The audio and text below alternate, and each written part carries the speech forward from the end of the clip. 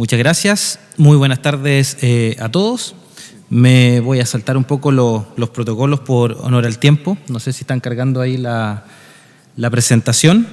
Mientras se carga, les aprovecho de contar un poco el contexto de lo que quiero mostrar. Primero, algunos argumentos muy generales de cómo llegamos, digamos, a generar algunas propuestas y de decir un poco y declarar que como instituto y como universidad decidimos pasar a la acción en los procesos de descentralización y no esperar a que desde el nivel central o que se generaran todos los cambios de leyes, etcétera,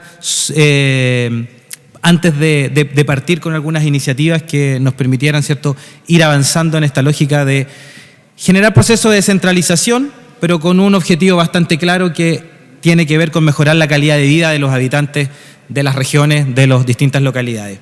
Les quiero mostrar entonces alguna experiencia de los incentivos regionales para atraer, retener y formar capital humano calificado, así como también una experiencia de un observatorio laboral territorial y una tercera experiencia que se llama Universidades Territorio, donde es una experiencia de toda la universidad, donde nos hemos dado la tarea de que la universidad retome su rol original, una universidad regional como la Universidad de la Frontera, y se haga parte de los procesos del desarrollo.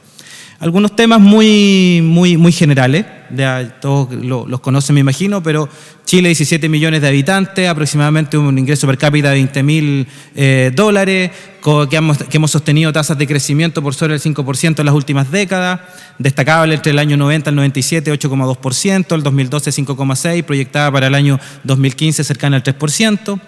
Esto nos ha permitido ser parte de la OCDE, tener acuerdos internacionales con aproximadamente el 87% del Producto Interno Bruto mundial, con un modelo que nos ha funcionado, pero un modelo extremadamente centralizado, que ha sido bastante bueno desde la lógica de las políticas macroeconómicas, desde el nivel global país, pero no cuando empezamos a observar los niveles subnacionales, porque ahí nos empiezan a aparecer fuertemente las desigualdades sociales, económicas y la que hoy día se pone sobre la mesa con mucha fuerza, que son las territoriales, y que no da lo mismo donde nacer en este país. No da lo mismo nacer en Timauquel, nacer en Porvenir, que nacer en Vitacura, nacer en Nueva Nechea. Entonces, lo que apostamos, ¿cierto?, es a ojalá poder vivir este fin del centralismo exitoso. Y es raro un poco jugar contra la corriente de un modelo que es exitoso, pero los argumentos son un poco lo que he estado dando antes. O sea, es exitoso, pero solo para algunos. Entonces, es así como hoy día en Chile tenemos un 10% de personas que tienen ingresos superiores a los de Noruega y otro 10% que tienen ingresos equivalentes a los de Costa de Marfil. Es así también como la diferencia entre el 10% más rico y el 10% más pobre hoy en nuestro país de 34 veces, y eso ya hoy día es aberrante si nos comparamos entre los países de la OCDE, y si nos comparamos en realidad a nivel mundial estamos líderes. Hasta el año pasado México nos ganaba en desigualdad, pero como nos esforzamos tanto le logramos ganar, así que ahora somos los países más desiguales de la OCDE también. Entonces, estamos frente a un gran desafío país, que es avanzar hacia una política de cohesión social, una política territorial. Debemos avanzar hacia un Chile con menos desigualdades, donde todos tengan las mismas oportunidades de desarrollo. ¿Cómo se hace esto? Suena bastante bonito en el discurso, y es fortaleciendo los territorios y traspasando poder, avanzando los procesos de descentralización política, fiscal, administrativa, pero algo muy importante y que no podemos olvidar y no cometer el error que se ha cometido en algunos otros países, y que es fortalecer también las capacidades locales, porque necesitamos tener un territorio en el cual se puedan recibir, digamos, todas estas competencias traspasadas, todo este poder, etcétera, y fortaleciendo, incentivando la participación ciudadana y el control democrático. Aquí hay una parte que me la voy a saltar por honor al tiempo.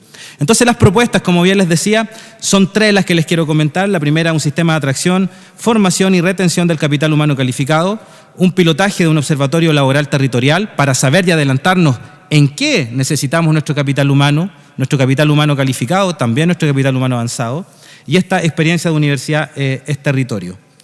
La experiencia internacional nos da un poco algunas orientaciones de cómo poder avanzar.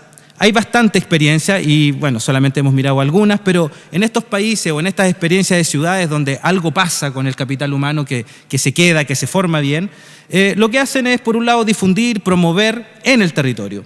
Facilitan la conexión entre las empresas y los profesionales, fortaleciendo y promoviendo la articulación en redes. Subvencionan la contratación de profesionales talentosos en territorios con bajo stock de capital humano calificado. Por otro lado, apuntan a generar una cultura local atractiva para los profesionales altamente calificados. Y lo que también hacen estos países o estas ciudades es mostrarse. Porque no solo basta con decir vengan a trabajar a regiones vulnerables, a regiones extremas o a localidades aisladas. Hay que mostrar lo que significa estar en un territorio a veces tan rico en naturaleza, tan rico en oportunidades, tan rico en capital social. Complementamos un poco la base para generar nuestras propuestas con algunas encuestas. Le preguntamos a profesionales que estaban haciendo sus posgrados o que tenían algún tipo de becas o que estaban en programas como por ejemplo Servicio País de Fundación para la Superación de la Pobreza, si estaban interesados en trabajar en regiones o viceversa, en irse a trabajar a Santiago. Entonces, en el primer grupo, que eran profesionales que vivían en Santiago, y la pregunta era, en estos momentos, ¿qué tan interesado usted está en vivir o trabajar en regiones? La respuesta es que entre el 73 y 91% estaban muy o algo interesados en irse a regiones. Y aquellos que estaban en regiones, y la pregunta era, ¿cierto?, si se irían a Santiago, entre el 59 y el 75% están poco o nada interesados en irse a Santiago. Cifras bastante altas que dan cuenta, digamos, que hay un interés por trabajar en las regiones. Por lo tanto, no es solamente el tema de interés. Algo hay que hacer para que, digamos, la gente se quede y se vaya a trabajar. Entonces dijimos, bueno, entonces esto debe ser ingreso. Y si les preguntamos con qué porcentaje de aumento de sus ingresos se iría a vivir y trabajar a cada una de las regiones. Bueno, aquí nos encontramos con alguna sorpresa, o no sé si tan sorpresa, en realidad era algo también un poco predecible, que en las regiones extremas incluso llegaba a más del 50% del ingreso. Son muchas más las preguntas que nos justificaban y nos argumentaban que sí era importante el ingreso, pero que, ojo, no era solamente eso y que esto era una apuesta familiar y que por lo tanto debían existir otro tipo de incentivos y no solamente los monetarios que incrementaran los sueldos. También hicimos un trabajo y una alianza estratégica, aquí también nos acompañan colegas y amigos de la Cámara Chilena de la Construcción, que estuvieron también trabajando sobre una propuesta para un Chile descentralizado al 2030. Entonces, preguntamos a los socios de la Cámara Chilena de la Construcción ¿por qué las empresas finalmente terminan cuando les está yendo bien o están siendo exitosas, terminan en Santiago? Y bueno, entonces preguntamos, ¿cuáles son los factores que más afectan a la competitividad de sus empresas? Número 1, la gestión empresarial, pero en segundo nivel o en segundo lugar, la capacidad de los trabajadores y tercer lugar, los sistemas educativos que existen en regiones. Otra pregunta, digamos, ¿cuáles son las limitaciones de las empresas de regiones en relación a las de Santiago? En primer lugar, la declaración de que las decisiones se toman en Santiago, pero en segundo lugar, la escasez de capital humano y de mano de obra especializada para poder desarrollar de manera muy efectiva los negocios. No está avanzando. Es que me emocioné. Entonces, simplemente contarles que con la Cámara Chilena de la Construcción que se llegó a esta propuesta con medidas de descentralización muy similares a las que se generaron a través de la Comisión Presidencial, muy similares, hay mucha coincidencia, pero destaco la importancia que la Cámara le daba al fortalecimiento de las capacidades locales y al componente de formación y educación pertinente para fortalecer los procesos de desarrollo en cada una de las regiones. Y también se destacaba, cierto, que el desafío era algo familiar, no era solamente de la persona, no solamente del individuo, y eso tenía que ver, cierto, impactar muy fuertemente en un sistema entonces, o cómo diseñar un sistema que permitiera que las personas, los individuos se instalasen, pero con sus familias, con sus hijos, con sus esposas o esposos, etc. Así llegamos a un diseño todavía bastante genérico y perfectible, que trabajaba sobre 3 principales grupos objetivos: estudiantes de pregrado, universitarios, técnicos de nivel superior, un segundo grupo de profesionales universitarios que en realidad están haciendo estudios de posgrado, que siguen con procesos de formación, y un tercer grupo de profesionales y capital humano que habita, digamos, en el extranjero. Estos 3 grupos, digamos, tienen distintos tipos de incentivos para poder atraerlos y retenerlos, o en algunos casos también para formarlos. También distintos plazos de implementación. Y le incorporábamos también el elemento de la vitrina de las regiones. No era solamente poner los incentivos, sino que también hay que mostrar lo que nosotros tenemos como riqueza dentro de todos nuestros territorios. Bueno, y aquí simplemente comentarles muy a grandes rasgos 13 de estos incentivos que forman parte de esta propuesta. En un grupo A es desarrollar una beca de talento regional, la ampliación de la cobertura de la Ley 20.330, que en realidad lo que hace es entregar un subsidio, una devolución de los recursos para los estudiantes que terminan sus años, hacen sus tesis o prácticas en localidades aisladas o rezagadas, complemento regional de becas Chiles de posgrado, ampliación del programa de capital humano avanzado en una combinación de recursos que podría ser Fondo de Innovación a la Competitividad y CONICYT, apoyo de trabajos de tesis de posgrado pertinentes al desarrollo regional, apoyo para la recreación y esparcimiento local en el grupo B, que son aquellos que están haciendo posgrados o siguen en un proceso de formación, incorporar elementos de capital de riesgo, por ejemplo, para la Corfo, para que también se transformen en un potencial emprendedor, Startup Chile, pero instalado en regiones, subsidio para compras o mejoramiento de viviendas, que obviamente impacta el establecimiento de la familia, inserción de profesionales de la salud en nodos de mediana complejidad, inserción de profesionales senior en trabajos, por ejemplo, en comunas vulnerables o rezagadas, y el grupo C, digamos, toda una batería de otro tipo de incentivos para poder entonces traer a estos talentos calificados residentes fuera de Chile, que en algunos casos son chilenos que están afuera y que deberían volver, pero en otros casos también son extranjeros que son valiosos de poder traer digamos, a fortalecer los procesos de desarrollo de nuestras regiones, nuestras localidades. Pero a la base de todo esto, en el centro, está la necesidad de nuestras regiones de contar con políticas de capital humano calificado y avanzado. Y aquí hacer un comentario y una reflexión. En nuestro país nosotros carecemos de políticas de largo plazo, políticas de Estado cuando estamos hablando de desarrollo.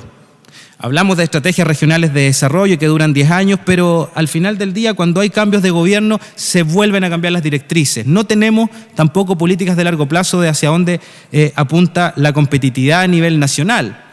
Tenemos que intentar avanzar en esta lógica de largo plazo porque la instalación, la atracción, la retención del capital humano es una medida de largo plazo y no es cortoplacista.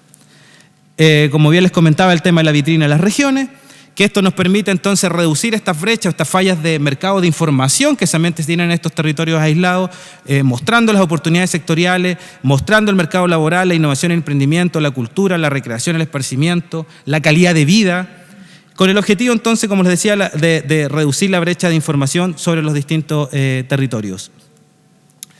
Complementario a todo lo anterior, estamos avanzando también en hacer un piloto de observatorio territorial laboral, reconociendo que en todos nuestros territorios tenemos escasez de información que nos permita tomar buenas decisiones de hacia dónde desarrollar nuestros negocios, de hacia dónde desarrollar las empresas, pero también en qué formar a nuestras personas, a nuestro capital humano.